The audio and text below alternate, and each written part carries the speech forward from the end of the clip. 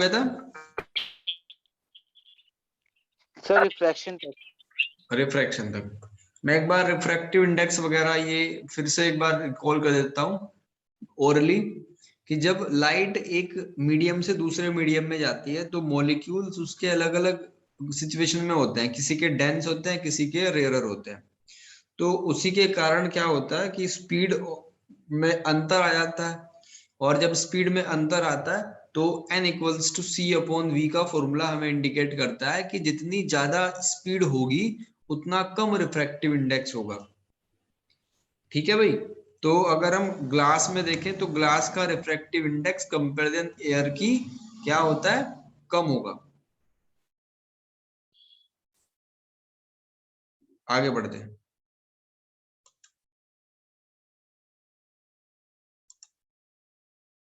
Law of refraction.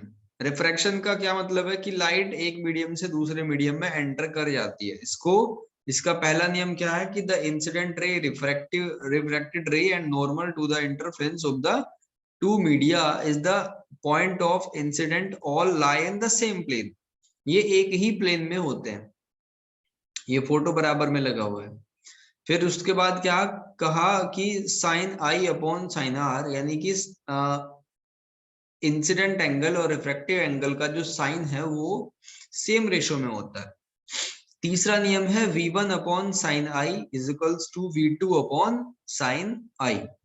तो अब इसको क्या किस तरीके से और ड्राइव कर सकते हैं आगे फॉर्मूले को, ये सब कुछ यहाँ पे वर्णन कर रखा है इसका पहले से ही। ठीक है भाई। v और इसमें क्या रिलेशन होता है, n equals to C upon v होता है ना। तो अगर v निकाले तो c बाई v आएगा। तो इस v1 को हमने रिप्लेस कर दिया c अपॉन n1 से और c अपॉन n2 से। तो इनके बीच में एक रिलेशन सामने निकल के आएगा, sine I upon sine R equals to n2 upon n1। n1 क्या है, refractive index of medium first and also speed. ठीक है। एंड v2 n2 क्या है, refractive index and velocity of in medium second. तो ये तीन रूल आपको याद रखने हैं। ठीक है भाई। इसको सेकंड वाले को कहते हैं स्नेल्स लॉ ऑफ रिफ्रैक्शन। फिर direction of bending of light. Direction of bending of light. तो जब लाइट, देखो इसको पढ़ लेते हैं एक बार। In going from one medium to another medium a ray of light is refracted, the ray change its path from original path। जब एक मीडियम से दूसरे मीडियम में जाते हैं तो वो ऑब्वियसली अपना रास्ता बदलेगी। The direction in which the ray bend can be deduced from Snell's law of refraction। Snell's law से उसको बताया जा सकता है कि किस तरफ को जाएगी। We take the following two cases in going from a rarer to denser medium। जब रेयरर से डेंसर मीडियम में जाती है और दूसरा इसका जस्ट अपोजिट। ठीक है। तो क्या होगा कि डेंसर मीडियम का रिफ्रैक्टिव इंडेक्स ज्यादा होगा रेयरर की अपेक्षा हमेशा। ठीक है। क्यों होगा मैंने आपको बता रखा है, कुछ भी रटने की जरूरत नहीं। n equals to C upon V. v का मतलब क्या है कि उसमें स्पीड कम है तो इस n की वैल्यू ज्यादा होगी। ठीक है। यहां तक समझ आ रही है बात। Yes sir. तो अगर nd ज्यादा होगा किससे, nr से, तो sin i upon sin r equals to nd upon nr अगर हम करें उसको n2 n1 ले लो। ठीक है। तो अगर हम इसमें वैल्यू पुटअप करके देखें तो nd कितना है, सपोज 10, nr कितना है, सपोज 2। तो ये 5 आ जाएगा। 5 टाइम्स अगर क्रॉस मल्टीप्लाई करें तो sin i equals to 5 into sin r आ जाएगा।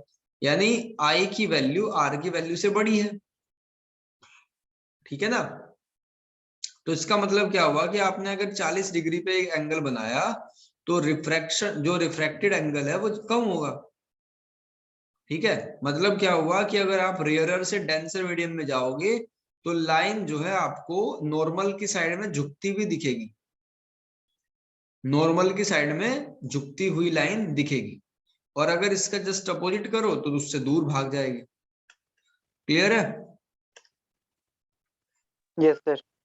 चलो नेक्स्ट स्लाइड की तरफ चलते हैं। टू रिफ्रैक्शन थ्रू मतलब ये आपको ग्लास स्लैब के थ्रू डबल रिफ्लेक्शन दिखाया गया है। आपने इंसिडेंट रे डाली, ये नॉर्मल है हमारा। ठीक है। ये ग्लास है तो ग्लास थोड़ा सा आपको नॉर्मल की तरफ को ऐसे आती हुई दिखेगी। फिर इस पॉइंट पे जाके फिर से रिफ्रैक्शन हो जाएगा, दूर भाग जाएगी। तो ये आई है, ये आर है, और ये भी आर होगा, ठीक है ना, ये भी आर होगा, और ये एंगल होगा थीटा। ठीक है, देखो सब कुछ समझो। रेक्टेंगुलर ग्लास स्लैब है ये, डायरेक्शन ऑफ ओरिजिनल रे, मान लो अगर ओरिजिनल रे आती तो वो ऐसे जाती, और ये हमने रिफ्लेक्ट करा कैसे गया, तो ये डायरेक्शन है। तो लेटरल डिस्प्लेसमेंट, ये इस रे को कहते हैं इमर्जेंट रे। ठीक है, इंसिडेंट, रिफ्रैक्टेड, ये इसके लिए इंसिडेंट का काम करेगी, इसको बोलते हैं emergent ray. We need to show that I equals to theta, यानी कि इंसिडेंट एंगल और ये थीटा बराबर है, ये हमारा प्रूफ करने का लक्ष्य है। तो कैसे प्रूफ करते हैं इसको, कि sine I upon sine R equals to N glass, यानी ग्लास में बाद में गया और एयर में पहले आया। तो अगर हम इसको थोड़ा सा कन्वर्ट कर दें तो साइन आर, देखो अगर अब पॉइंट बी की बात करें, पॉइंट बी पे अगर हम आए तो इंसिडेंट क्या है, उसके लिए इंसिडेंट क्या है R2, और रिफ्रैक्टेड क्या है E। ठीक है ना, रिफ्रैक्टेड क्या है E, और लाइट कहां से कहां से जा रही है, एयर से, ग्लास से एयर में जा रही है, तो Na अपॉन Ng हो जाएगा। ठीक है भाई, इसको उल्टा कर दो तो Ng अपॉन Na हो जाएगा। तो पहले वाली इक्वेशन और दूसरे वाली इक्वेशन की राइट हैंड साइड आप ध्यान से देखो बराबर है, तो हमने क्या करा, कंपैरिजन कर दिया, तो sine i equals to sine e आ गया। इसका मतलब ई और आई दोनों बराबर है। तो इसका मतलब क्या होगा कि light emerge from rectangular glass slab in a direction parallel to that which it entered in the glass slab. ठीक है भाई, ये वाली स्लाइड में हमने कंप्लीट कर दी। आगे बढ़ते हैं, ये आपका है डेली प्रैक्टिस सेट नंबर 6। तो इसको आप खुद से ट्राई करेंगे, दिक्कत जहां भी आएगी वो मेरे से पूछ लेंगे। Go forward to the next slide. अब लेंस स्टार्ट हुए हैं भाई, यहां से कॉन्वेक्स लेंस। ठीक है, कॉन्वेक्स लेंस के बारे में थोड़ी बेसिक चीजें जान लेते हैं।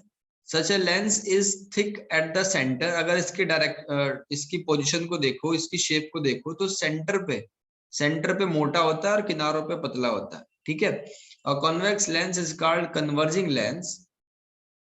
ये कन्वर्जिंग लेंस होता है, यानी कि लाइट रे आती है और एक पॉइंट पे ये उसको इकट्ठा कर देता है लाइट रे को, तो उसको कहते हैं कन्वर्जिंग लेंस। ठीक है, कॉनकेव लेंस क्या होता है, जो डाइवर्ज करे। ठीक है, जो लाइट रेज को डाइवर्ज करे। समझ आ रही है बात, Yes, concave sir. Lens, concave lens diverge करता है और कॉन्वेक्स लेंस कन्वर्ज करता है। और शेप कैसी होती है, जो आपका कॉन्वेक्स लेंस होता है, कॉनकेव लेंस होता है, वो किनारों पे चौड़ा होता है और सेंटर पे पतला होता है। इसके बाद हम देखते हैं कंपोनेंट, नेक्स्ट स्लाइड में, कंपोनेंट ऑफ स्फेरिकल मिरर। तो ये भी बड़ा आसान टॉपिक है, इसमें आपको ये बताया जाएगा कि क्या क्या किस किस तरीके से हम ये सारी चीजें कवर करते हैं। तो कुछ टर्म्स हैं जो इसके रिलेटेड हैं, जैसे अगर कॉन्वेक्स लेंस को देखें हम, तो वही बात है पहले वाली, ये सेंटर होगा कहीं ना कहीं, क्योंकि डबल सेंटर है ना। आप देखो, ये इसका अगर इस सरफेस को पकड़ के चलो तो एक सर्कल कंप्लीट हो जाएगा, सर्कल है तो कहीं ना कहीं रेडियस भी होगी। ठीक है भाई, रेडियस का डबल कर दो तो क्या बन जाएगा, रेडियस का हाफ कर दो तो फोकस बन जाएगा। ये सारी चीजें उसमें वही है जो पहले में थी। और ऑप्टिकल सेंटर, ये इसमें नई चीज है, ऑप्टिकल सेंटर। ऑप्टिकल सेंटर की लोकेशन कहाँ होगी, यहाँ। अब अगर कॉनकेव लेंस की बात करें तो इसमें वो होगा, ये C1 क्योंकि इसका सेंटर इधर बनेगा, इसका सेंटर इधर बनेगा, तो ये क्या हो गया, डबल स्फेर, उसमें स्फेरिकल सरफेस यूज हुई है। entire surface of lens where a refraction can happen called aperture, यानी पूरी सरफेस को अपर्चर कहते हैं। Centre of aperture is called optical centre. और वहां पे उसको क्या कहा था हमने, मिरर में क्या कहा था, पोल कहा था, याद आया कुछ। Yes, sir. जी, तो ये हमने इसके बारे में जान लिया था कि ये क्या काम करता है। कॉन्वेक्स लेंस हमारा चीजों, किरणों को कन्वर्ज करने का काम करता है, यानी इकट्ठा करने का काम करता है।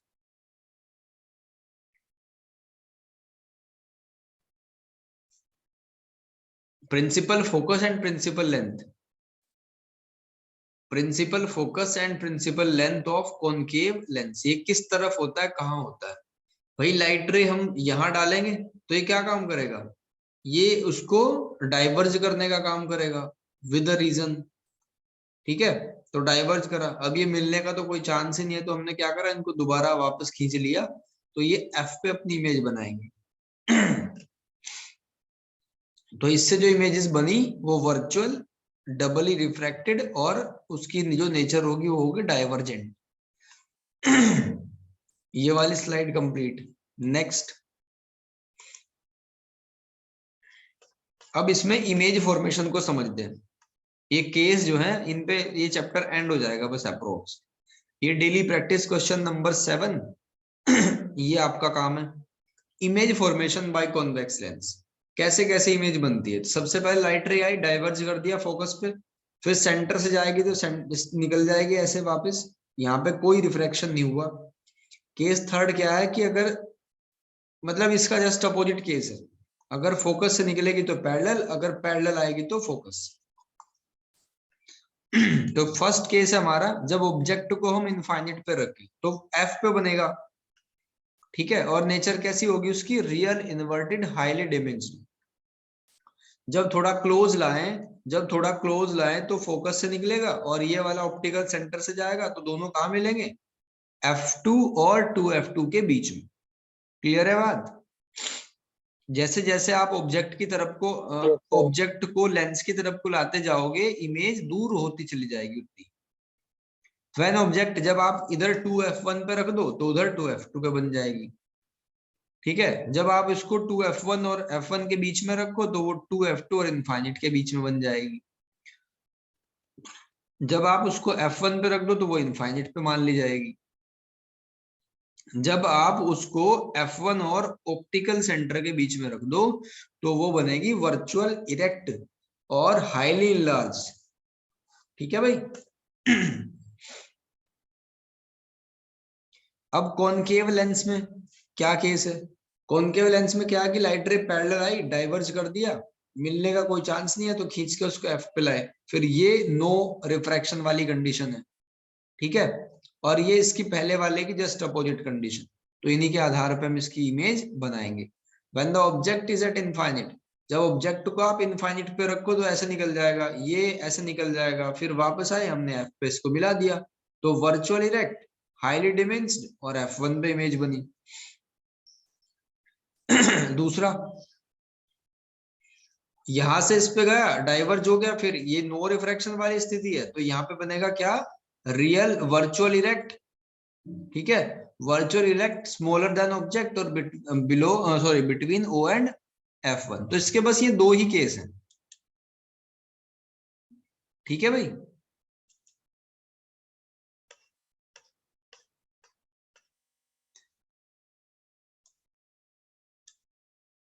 अब Yes, sir. Sign sign convention को देखो, जो न्यूमेरिकल में आपकी हेल्प करेंगे। हमेशा ऑब्जेक्ट को हम ऊपर ही रखते हैं। ठीक है, यानी u, अगर हम देखें u क्या है, distance between object to optical centre, तो वो नेगेटिव होगी क्योंकि लेफ्ट साइड में रखते हैं। इमेज कॉन्वेक्स की कंडीशन में हमेशा इस तरफ ही बनी। ठीक है, मतलब नेगेटिव बनी जब रियल इन्वर्टेड थी, और वर्चुअल बनेगी जब पॉजिटिव होगी। f हमेशा पॉजिटिव, ऑलवेज रियल। और हाइट जो है ऑब्जेक्ट इमेज की, कभी पॉजिटिव है कभी नेगेटिव है, ऑब्जेक्ट तो हमेशा पॉजिटिव है। ठीक है भाई। अगर कॉनकेव की बात करें, कॉनकेव की बात करें तो u तो नेगेटिव है दोनों में, v उसका हमेशा नेगेटिव बना, f उसका नेगेटिव है क्योंकि इस तरफ फोकस हो रहा है, और ऑब्जेक्ट पॉजिटिव है। इमेज किस, जो एच आई है वो भी पॉजिटिव ही है। ठीक है, ये साइन कन्वेंशन था, बस आपको ध्यान रखना है, रटना नहीं है। जैसे क्वेश्चन आएगा तो कॉमन सेंस से आप उसको कर दोगे। लेंस फॉर्मूला और मिरर फॉर्मूले में डिफरेंस क्या है, कुछ पता है?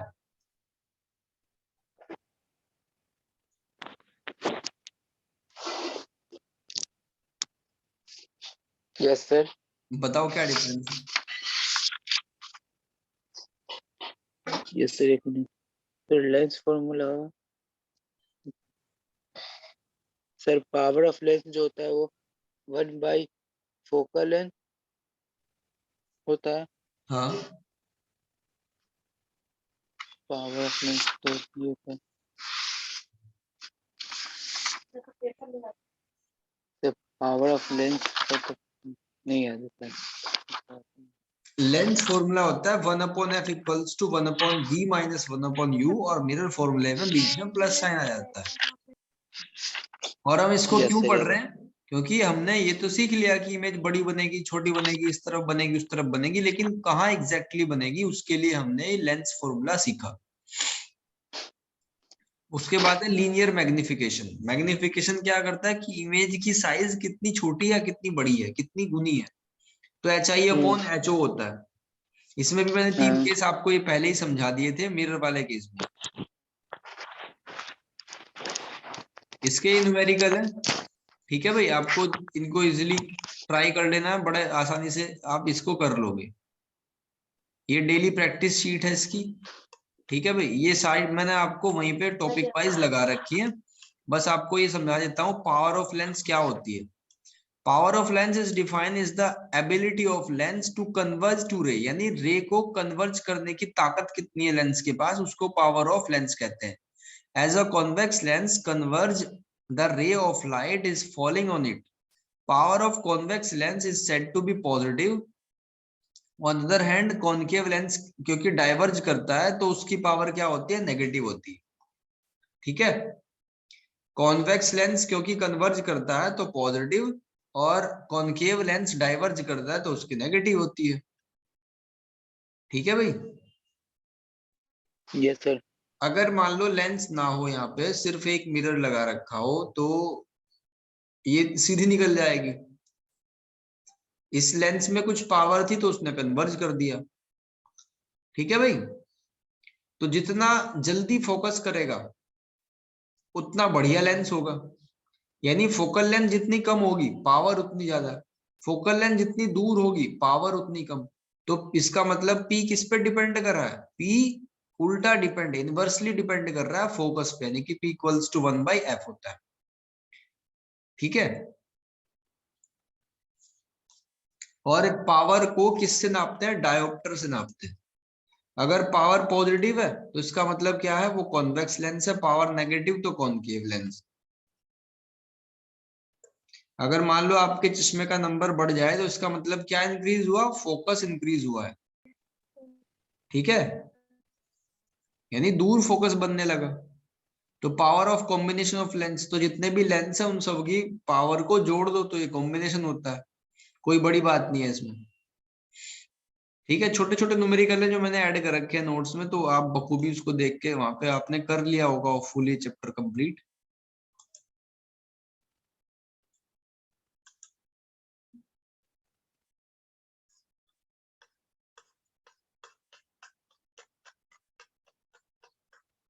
जी, ये चैप्टर का एंड हो गया भाई इसका बच्चों।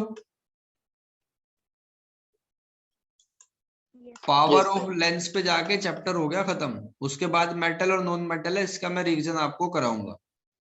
और लाइफ प्रोसेस के मैंने नोट्स प्रोवाइड कर रखे हैं, तो आप उसको देख के, और एक काम करना, प्रीवियस सेक्शन जो है ना हमारा, प्रीवियस चैप्टर लास्ट टाइम हमने इसको लाइफ प्रोसेस को कंप्लीट कर दिया था, तो आप वहां से देख के फटाफट अपना क्विक रिवीजन कर सकते हो। ठीक है, ओके सर। चलो आज के लिए इतना ही। और आपका काम ये है कि मेटल और नॉन मेटल के फर्स्ट हाफ को इसको 2 पोर्शन में डिवाइड करके पढ़ो। फर्स्ट हाफ को कंप्लीट कर लो और फर्स्ट हाफ को कल कर लेना। ऐसे करके आपका 5-7 दिन में ही पूरा साइंस का सिलेबस कवर हो जाएगा। चलो आज के लिए इतना ही।